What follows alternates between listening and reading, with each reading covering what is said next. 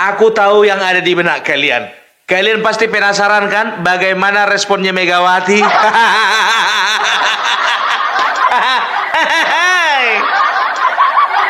Bukan cuma Megawati, aku pun penasaran bagaimana responnya Deddy Sitorus, bagaimana responnya Yasona Lauli, dan bagaimana juga responnya Adian Napitupulu.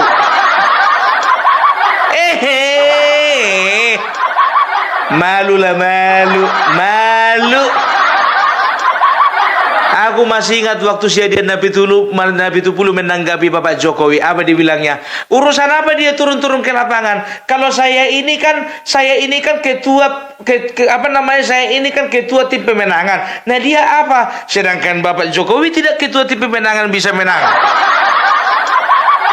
Nah kau sebagai ketua tim pemenangan partaimu nggak bisa menang. Apa fungsimu sebagai ketua tim pemenangan? Sia-sia kau diangkat, sia-sia. Tim pemenangan tapi nggak menang. Bapak Jokowi dong, nggak diangkat apa-apa dia. Bergerak sendiri, berjalan sendiri, gandengan tangan sendiri, makan bakso sendiri, makan soto sendiri, makan nasi goreng sendiri. Iya kan? Nggak perlu dia diangkat menjadi tim pemenangan. Udah aku bilang kalau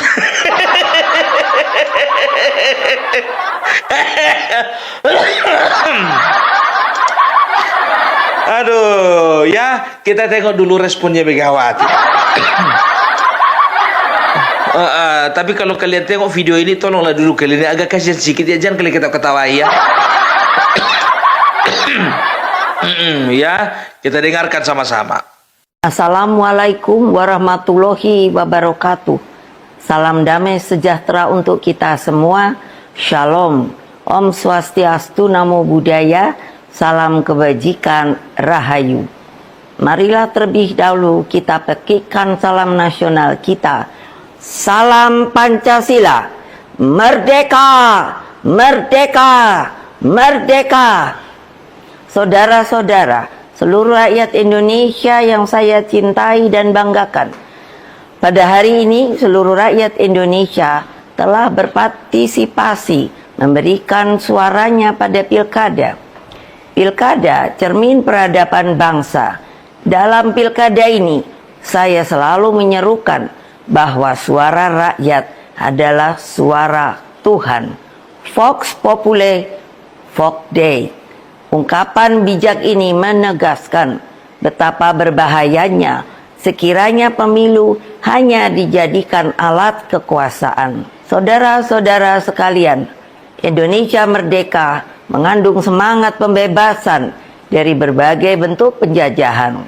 Dengan merdeka, rakyat Indonesia memiliki kedaulatan untuk berserikat, berkumpul, dan menyampaikan pendapatnya secara bebas sesuai hati nuraninya.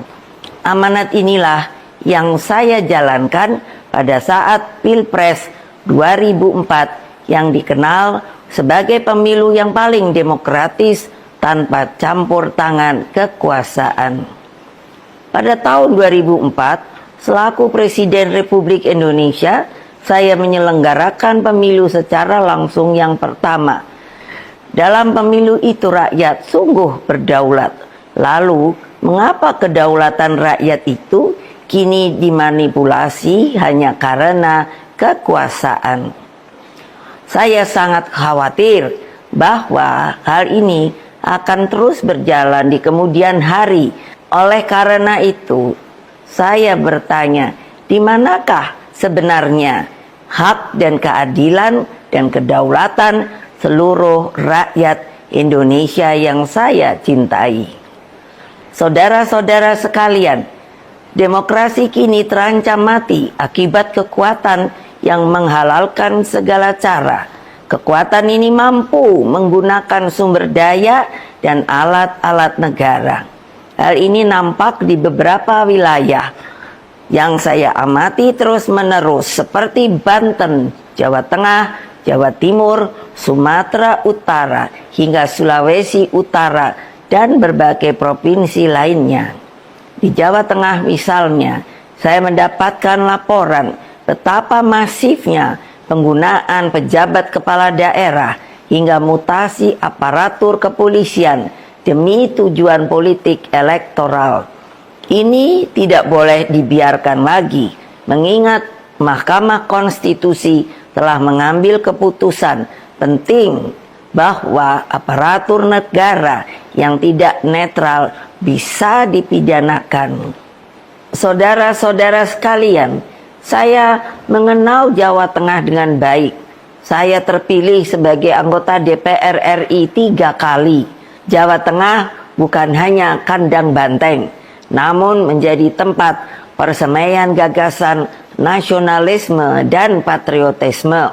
Saya melihat energi pergerakan rakyat, simpatisan, dan kader yang militan, dan seharusnya tidak akan terkalahkan jika pilkada dilakukan secara fair, jujur, dan berkeadilan.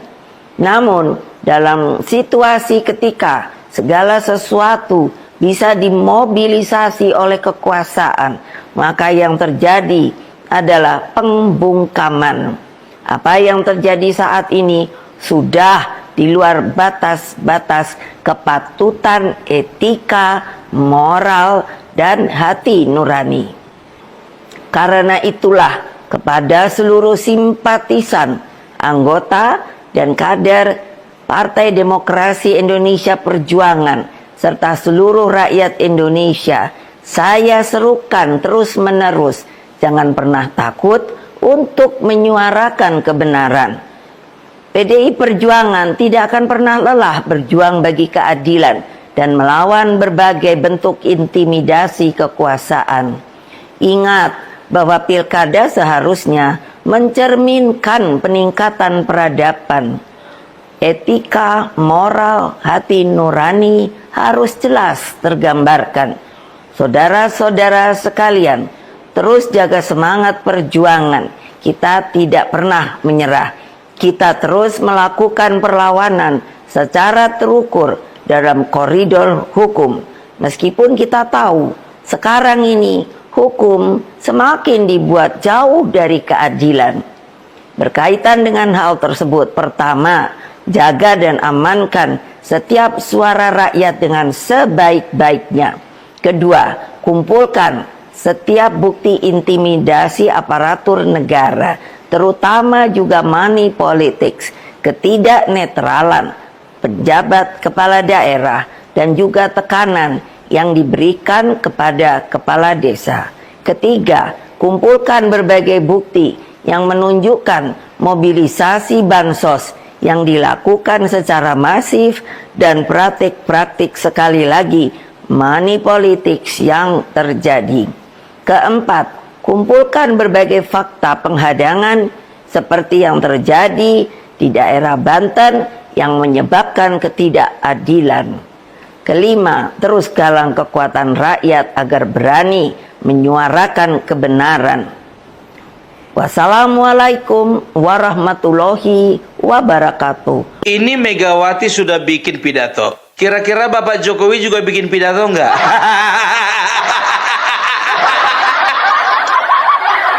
Enggak perlu. Bapak Jokowi enggak kayak gini modelnya. Kalah bikin pidato. Coba bayangkan kalian, apa kata ibu ini? Demokrasi sudah mati. Dari mana jalannya demokrasi mati? Justru kami ini sedang bereuforia karena apa? Kami merasa bahwa saat ini demokrasi semakin hidup. Iya dong. Nah itu dia. Jangan gara-gara sudah terguling banteng di sebelah sana langsung dibilang demokrasi mati. Banteng ibu yang udah mau mati. Sembarangan ngomongin demokrasi sudah mati, demokrasi sudah mati. Coba ya, mulai dari awal pun juga dari openingnya ini, udah kita tengok mukanya udah gak enak. Openingnya pun juga udah gak enak. Apa dibilangnya tadi? Bahwasanya ya pemilu itu dipergunakan sebaik-baik untuk kepentingan rakyat. Karena suara rakyat adalah suara Tuhan. Kan begitu. Vox Populi, Vox Dei. Aku juga tahu itu, Bu. Justru karena suara Tuhan adalah suara rakyat adalah suara Tuhan, yang menentukan siapa yang menjadi pemimpin itu adalah rakyat, dan itulah takdir Tuhan yang sebenarnya. Jadi kalau ibu sudah tahu ini suara rakyat, Sumatera Utara suara rakyat, Jawa Timur, Jawa Tengah suara rakyat, untuk apa lagi dipermasalahkan? Berarti itu kan suara Tuhan. Tapi orang ini nanti lihat aja lah, nanti menggugat juga ke MK. Ujung-ujungnya apa? Berarti ketika kalian menggugat suara rakyat, berarti kalian juga sedang menggugat suara Tuhan. Kan begitu. Itu artinya apa? Kalian menggugat rakyat, kalian juga sedang menggugat Tuhan. Ini membanding-bandingkan apa dikatakannya tadi. 2004 saya bikinlah sebuah pemilihan langsung, dan di situ saya melihat bagaimana rakyat benar-benar berdaulat. Masalahnya ibu 2004 ibu nggak menang. Aku tahu ibu, ya. Sekarang begini. Tahu nggak kalian, peralihan masa pemilihan dari pemilih partai dan langsung memilih wakilnya, ya, memilih orangnya, ya, memang betul tahun 2004, ya. Tapi kan kita nggak tahu motivasi di balik itu apa. Memang betul supaya kita bisa memilih langsung pemimpin kita, memilih langsung wakil kita, ya, supaya apa? Supaya kita itu betul-betul mewakilkan apa yang menjadi kepentingan kita kepada mereka. Tapi kita nggak tahu apa yang menjadi motivasi mereka dulu, ya kan begitu. Mungkin mereka berpikir begini, sejarahnya begini. Tahun 98 mereka adalah pemenang demokrasi, mereka adalah pemenang di legislatif, mereka adalah pendapat suara paling banyak, kan begitu. Mungkin berangkat dari situlah Ibu Megawati berpikiran bahwasanya udahlah, biarlah rakyat yang menentukan. Kan begitu. Itu yang pertama. Baru yang kedua, cara memilih presiden langsung. Karena apa? Karena ketika dia waktu zamannya tahun 98 menang, ya, walaupun suara PDIP paling banyak, tapi dia nggak bisa jadi presiden. Yang jadi presiden Gus Dur. Karena apa? Karena beliau menilai ada permainan di DPR dan MPR. Nah, tahun 2004 beliau ini takut akan dimain-mainkan lagi oleh DPR.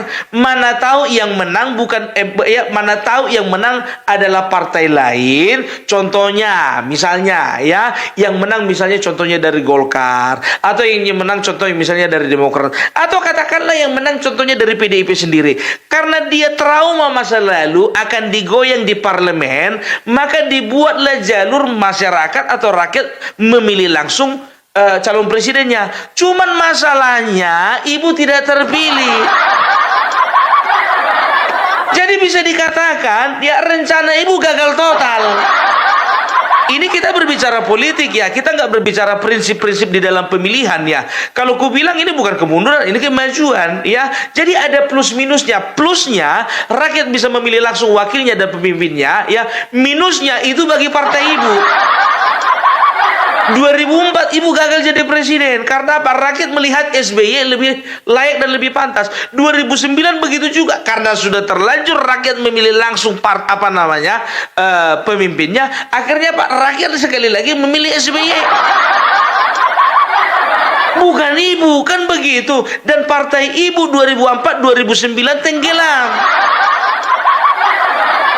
Ya, jangan gara-gara kalah ibu, ya, maka ibu katakan demokrasi sudah rusak. Kan ibu juga waktu zamannya SBY, ibu kan juga partai ibu kan termasuk partai oposisi. Dan di situ kalian itu beranggapan bahwasanya kalian dikebiri, demokrasi sedang ditindas, demokrasi dikekang, demokrasi dibungkam. Karena apa? Pemenangnya bukan kalian.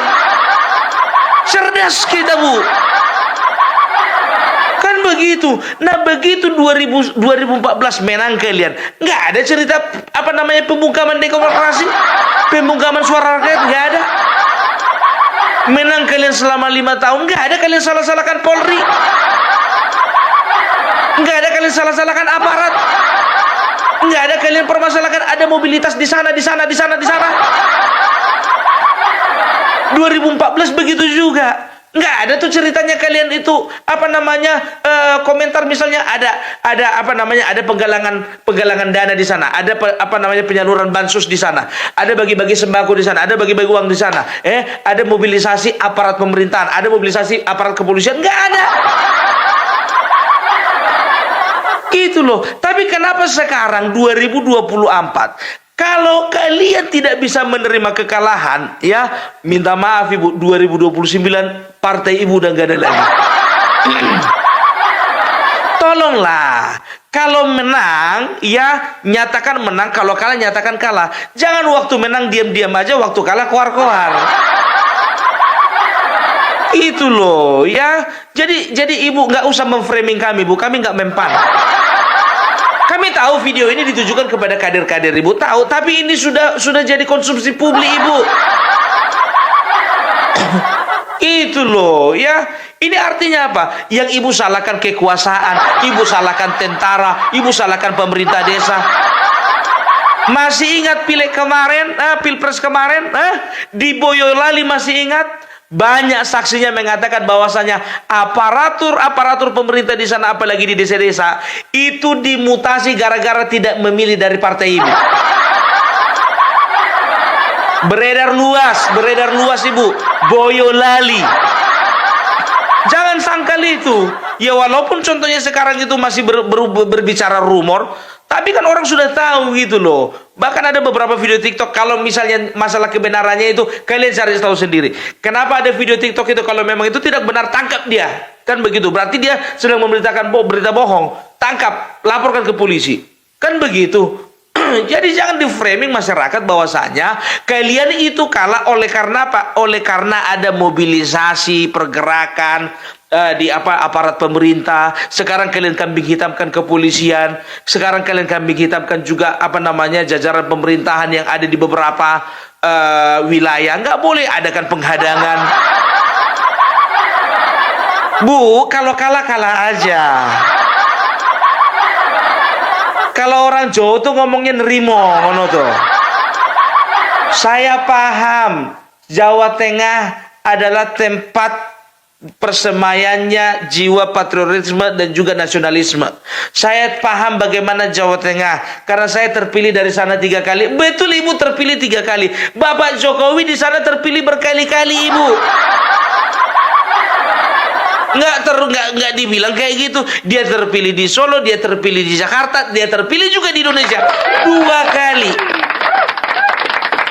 Gitu loh ya. Jangan seperti itu. Kalau menang aja ya kuar-kuar kalian itu diam-diam aja, senyum-senyum. Tiba kalau kalah, coba bayangkan kalian. Disebutkan lagi satu-satu terjadinya penghadangan, terjadinya mobilisasi.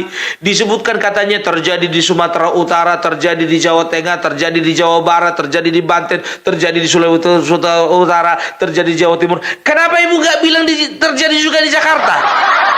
Karena menang. Kenapa Ibu nggak bilang juga terjadi di Bali? Karena menang di situ. Bilang dong. Nggak adil, nggak berimbang namanya itu. Sumatera Utara, Jawa Tengah, Bu, sekarang udah ku bilang, ya aku sudah berapa kali menganalogikan bahwasanya pemilih caleg itu otomatis menjadi pemilih partai. Kemarin itu banyak caleg kompeten, caleg kaya, caleg punya pengaruh, caleg merupakan tokoh masyarakat masuk ke partai Ibu dan sudah terlanjur mendaftar menjadi caleg di partai Ibu. Karena apa? Karena mereka tahu partai Ibu menjanjikan. Karena apa? Karena ada Jokowi di dalam. Tapi setahun menjelang masa pemerintahan Joko Widodo selesai, apa yang terjadi? Pecah kongsi, Jokowi tidak lagi di PDP. Ternyata caleg-caleg yang kompeten tadi masih nongkrong di PDP karena nggak bisa kemana-mana lagi. Otomatis yang dipilih rakyat kan caleg, bukan partai. Tapi otomatis suara caleg jadi suara partai. Jadi ku bilang, Bu, jujur saja ku bilang, bukan semenjak pilpres, tapi semenjak pileg pun juga, Ibu juga sebetulnya sudah kalah pamor. Itu loh ya. Coba di Jakarta kemarin, Pramono Anung Rano Karno, ada foto Ibu di situ.